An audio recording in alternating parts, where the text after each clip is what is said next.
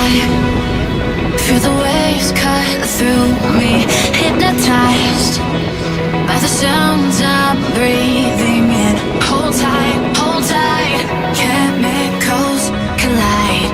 Hold tight, hold tight, hold tight.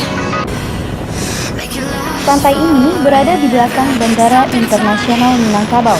Dikarenakan tidak adanya jalan yang tembus dari bandara tersebut, maka kita harus melewati simpang Kepatung, lalu belok kiri ke dalam sekitar 6 km dengan kondisi jalan aspal berlobang.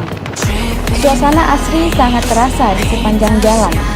Anda akan disuguhi pemandangan deretan pohon kelapa yang berjejer dan perkebunan buah naga.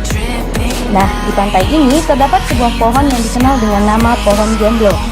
Pohon jomblo ini awalnya diperkenalkan oleh beberapa orang di media sosial Instagram, di mana sebelumnya belum ada hiasan-hiasan seperti sekarang. Seiring waktu berjalan, tempat ini semakin dikenal orang.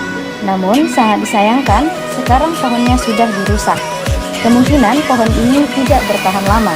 Jadi, bagi Anda yang belum sempat selfie di sini, silakan berkunjung sebelum pohonnya tumbang.